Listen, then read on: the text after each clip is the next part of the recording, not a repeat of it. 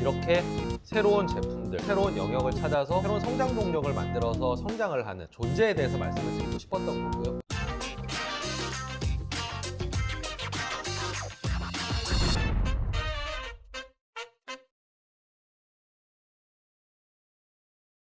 그래서 지금까지는 기존 제품군들, 유기농 우유, 이걸 이제 가공류라고 부르고요. 커커피류, 이렇게 한번 얘기를 나눠봤는데, 이제부터는 좀 메일유업의 신성장 동력이라고 할 수 있는, 최근에 판매량이 많이 늘고 있어서 제가 주목하고 있는 제품군들에 대해서 한번 얘기를 나눠보겠습니다.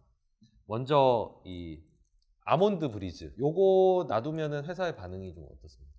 일단 제가 가장 많이 먹는 음료고요. 그래요? 네.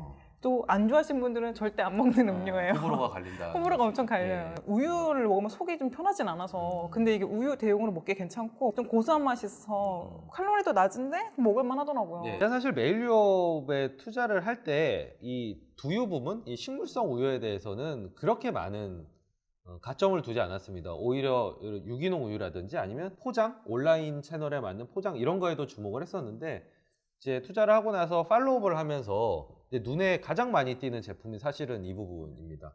가장 성장성도 빠르고 그리고 요즘 트렌드에 잘 맞는 제품이라고 생각하고요. 대부분의 아시아인들이 유당불내증으로 우유를 먹으면 좀 설사를 한다든지 속이 불편해 더부룩하다든지 서양 사람들과는 좀 다른 그런 유전자를 가지고 있는데요.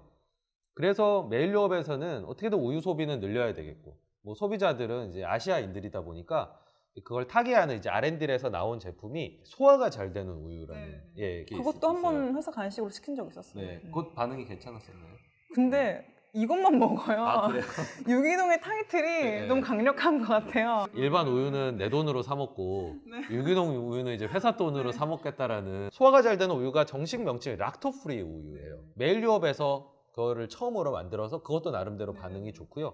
그리고 아예 그냥 컨셉을 달리한 거는 이제 식물성 우유고, 뭐 원래 옛날부터 있었던 분야죠. 배지밀로 상징되는 그 두유 시장은 원래 좀 있었었는데요.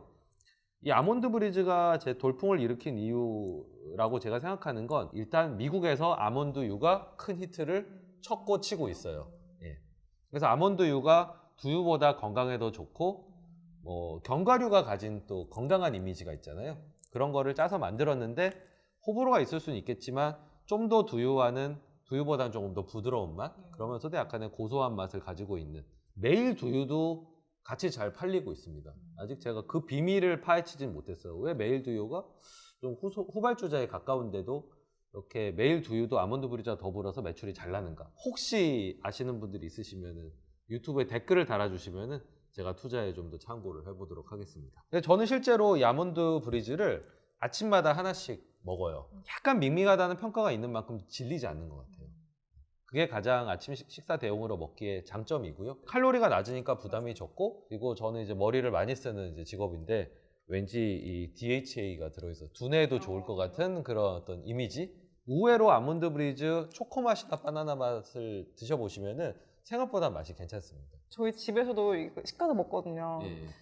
온라인으로 이렇게. 그 24개짜리 이렇게 오잖아요. 근데 제가 아무 말 안 하고 이거를 이렇게 언스위트를 냉장고에 넣었는데 남편이 먹어보더니 이상하다고. 제가 마지막으로 메일유업 탐방 갔을 때 물어봤습니다. 아몬드 브리즈 중에서 어떤 맛이 가장 잘 나가느냐, 호기심에 물어봤는데 의외로 언스위튼드가 제일 많이 나간다고. 그래요? 그러니까 이 음료를 섭취하시는 분들은 사실 맛으로 먹는다기보다는 좀 더 건강을 생각하는, 칼로리나 당이나 이런 거를 좀 따지시는 분들이 요거를 많이 선호하시지 않나, 그렇게 이제 추측을 하고 있습니다. 썬업 과일 야채 샐러드, 이거 보신 적 있으신가요? 그쵸. 많이 봤죠. 주문했었어요. 그래요? 네네네. 반응은 어땠나요? 은근히 먹더라고요. 저는 이제 당이 들어가서 좀 안 먹으려고 하는데 한 3, 4시 이런 쯤에 당 땡길 때 하나씩 좀 시원하게 드시더라고요. 제가 또 별 기대를 안 했던 제품이 바로 요 썬업인데요. 일단 썬업이라는 브랜드가 그렇게 주스 시장에서 강력한 브랜드가 아니에요. 뭐 경쟁 브랜드 워낙 많잖아요. 뭐 델몬트, 미닛메이드 뭐 다양하게 있는데, 썬업이 사실 오렌지 맛 이런 걸로는 존재감이 별로 없었어요. 그런데 썬업이 요 여러 가지 야채를 섞어 놓은 맛을 내면서 이게 또 반응이 있는 거였어요. 저는 개인적으로 이걸 잘 좋아하진 않고 마시진 않는데, 여성분들이 약간 녹즙이나 그냥 비타민, 야채를 보충한다는 느낌에서 아마 편의점에서 이거를 많이 드시고 계신 것 같아요. 따로 데이터를 체크하진 않았는데 편의점에 가보면은 매대 점유율이 계속 좀 늘어나고 있다는 느낌이 있어서 좀 많이 드시는 분들이 있으시면 왜 굳이 뭐 야쿠르트처럼 배달해주는 어떤 야채 샐러드 주스나 오렌지 주스 이런 거 대비해서 이걸 먹는지 그 다음에 얘기를 본격적으로 나눌 게 이제 셀렉스라는 브랜드인데요. 제가 처음에 메일유업에 투자할 때는 이 브랜드 자체가 없었습니다.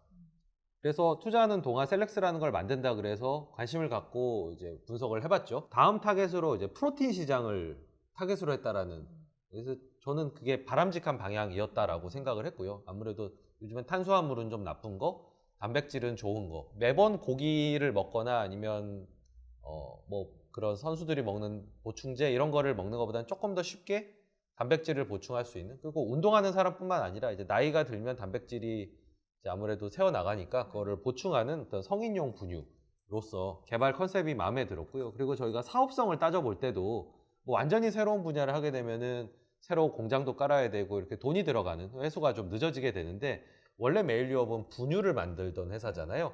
근데 분유는 판매가 떨어지고 있으니까 그 공장을 활용해서 컨셉을 달리 가져가는, 그러니까 기존 설비를 활용하지만 가격은 조금 더 받을 수 있는, 다행히 홈쇼핑을 통해서 반응이 있으면서 셀렉스가 지금은 메일유업에 투자할 때 많이 회자가 되는, 아몬드가 미국에서 히트치고 넘은 거랑 마찬가지로 이런 성인용 분유, 이런 프로틴을 보충하는 시장도 사실은 일본에서 먼저 히트를, 이건 드셔보셨나요? 제가 약간 약 같은 거를 네. 좀 싫어하거든요. 예. 근데 뭔가 약간 먹으면 막 단백질 막 냄새 날 것 같고 예. 그래서 이건 참아 못 먹어봤어요. 그러면 네. 오늘 한번 드셔보시는 거예요. 이 맛 괜찮나요? 뭔가 약간 제가 좀 낯선 거를 잘 못 먹어가지고 중간에 멈추셔도 되니까 네네네. 일단 좀 섞어서 편견 없이 한번 드셔보시고 나쁘지 않네요? 나쁘지 않고 약간 좀 이 얘보다는 더 좀 뭐 띡하다고 해야 되나? 네. 좀 그런 제형인 것 같고 달아요. 근데 당 함량을 또 이제 봐야죠. 당이 생각보다 당이 안 들어갔는데 왜 이렇게 달지? 곡물을 좀 섞어놨어요. 아 그래서 좀 약간 율무 맛 같은 것도 좀 날 거고요. 근데 거부감 드는 맛은 아니에요. 괜찮은데요? 저는 맛 자체는 그렇게 좋아하는 편은 아닌데 오히려 달달해가지고 드셔보시는 분들이 생각보다 맛이 괜찮다 그래서 저는 오히려 좀 놀랐습니다. 제가 오랫동안 음식료 회사를 투자하면서 느꼈던 거는 맛과 어떤 사람들의 거부감 사실 트렌드에서 오는 인지하고 관련이 있는데, 사실 지금 커피 믹스가 지금 조금 안 좋은 카테고리로 가버렸죠. 콜라도 요즘 마찬가지고요. 근데 일단 기본적으로 맛이 없으면 지속적으로 팔리기가 어렵습니다. 닭가슴살 이런 게 사람들이 좀 지속적으로 잘 먹지를 못해요. 금방 질리거든요. 건강 때문에 먹었을 때 맛도 어느 정도 저는 잡았다라고 생각합니다. 근데 이게 파우치형이고 원래 오리지널은 그 분유통에 있는 가루형이에요. 이거 냉장고에 좀 시원하게 넣어놨다가 먹으면 네. 좀 더 잘 먹을 것 같아요. 맛 자체로는 이게 가루보다는 더 나은 것 같고요. 근데 이제 가루는 이제 가성비가 좋죠. 이거보다 조금 더 용량으로 봤을 땐 싸거든요. 근데 저는 그걸 처음에 회사에서 줘서 먹어봤을 땐 옛날에 자판기에 우유가 있었어요. 우유. 그 우유가 약간 분유 프리마 이런 거를 좀 탄 것 같은 그런 맛이었는데 사실 그걸 기대를 했었거든요. 그런 맛은 아니더라고요. 그래서 저는 가루보다는 집에서는 요 파우치를 먹고요. 이런 프로틴을 보충하는 트렌드에서는 일단 경쟁 제품이 별로 없고요. 뭐 남양유업에서 그 하루 근력이라는 이제 유사 제품, 이미 뭐 브랜드를 선점을 당했고 이미지도 여전히 좀 좋지 않기 때문에 이 셀렉스가 이 프로틴 시장을 치고 나가면서 경쟁 브랜드가 들어오면 좀 시장을 키워가면서 거기서 선두권 자리를 여전히 유지할 수 있을 거라고. 여기에 없는 성분이 좀 더 많아서 이거 드시는 분이면 이것도 좀 잘 드실 것 같아요. 네, 가격이 그만큼 또 비싸기도 하고요. 이것도 마진이 이렇게 낮지 않은 제품이기도 한데 특히나 이제 이 제품은 처음 지금 광고비를 쓰고 있어서 그렇지 총 매출이익으로 봤을 때는 굉장히 마진이 높은 제품입니다. ASP 자체도 높고요. 그리고 기존 설비를 활용하기 때문에 회사의 수익성에서는 기대감을 좀 많이 가질 수 있는 그런 품목이죠. 이거는 저희가 사도 별 부담이 없는 가격이거든요. 네. 이건 한번 가격을 좀 보고 네. 주문을 과연 하실 수 있을까 좀 싶기는 비싼가요? 한데요. 예. 좀 비싸군요. 네. 그러면 안 되겠네요. 그리고 이제 이 프로틴 바도 있는데 사실 이거는 주력은 아닙니다. 그리고 이거는 경쟁 제품이 굉장히 많아요. 뭐 마케도에서 나오는 것도 있고 굉장히 많기 때문에 이거는 좀 곁다리 익스펜션 제품 정도라고 보시면 되고요. 지금은 이제 홈쇼핑에서는 검증이 됐으니까 오프라인 유통, 마트나 이런 데서 얼마나 소비자들이 직접 찾아서 이거를 사고 재구매를 하느냐, 이 부분을 자세하게 한번 살펴보셨으면 좋겠습니다. 말을 많이 했더니 당이 땡기네요. 근데 저는 오히려 이게 좀 신선했던 게 마케도나 그런 데서도 시키잖아요. 네. 근데 저는 또 제가 중요시한 당 함량을 보면 일단 당 함량이 좀 적어요. 그리고 이게 막 비타민 D가 뭐 50%고 좀 성분이 좀 좋은 거? 저희가 좀 평소에 챙겨 먹기 어려운 성분이 좀 있더라고요. 뭐 마케도나 그런 것보다는 얘를 먹겠다 싶더라고요. 그거는 좀 스낵 같다면 얘는 좀 건강 챙기러 먹는다는 느낌? 혹자는 그런 얘기 합니다. 스낵킹 문화가 발달할 거다. 저는 실제로 약간 스낵킹처럼 이제 점심 저녁을 그렇게 많이 먹지 않고 이걸 중간중간에 먹는데 우유가 발려있는데 그게 좀 고소한 것 같고요. 부드럽고. 그리고 약간 소포장이라서 제가 좋아합니다. 작아요. 네, 좀 작거든요. 먹고 남기는 것보다 오히려 이렇게 작은 포장을 하나 먹고 뭐 부족하면 하나 더 먹고. 네, 오늘 이렇게 여러 제품들에 대해서 의견 수렴 잘 했고요. 방송을 위해서 한다기보다는 정말 평소에도 항상 궁금하고 언제든지 이런 제품들을 보면서 심지어는 경쟁사 제품들도 저한테 의견을 주시면은 제가 또 투자를 하는데 도움이 되겠고요. 무엇보다도 간식 복지를 책임져 주시기 바랍니다. 출연해주셔서 감사합니다. 감사합니다. 네, 잘 들었습니다.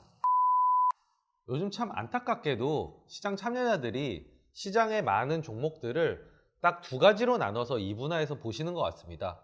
뭐 전지나 2차 전지나 반도체나 이런 것처럼 성장이 있는 분야, 그리고 음식료나 뭐 산업재나 이런 것 성장이 없는 분야, 이렇게 이제 이분화를 하시고 자세하게 종목을 좀 뜯어볼 생각을 많이들 안 하시는 것 같아서 참 안타까운 마음이 있습니다.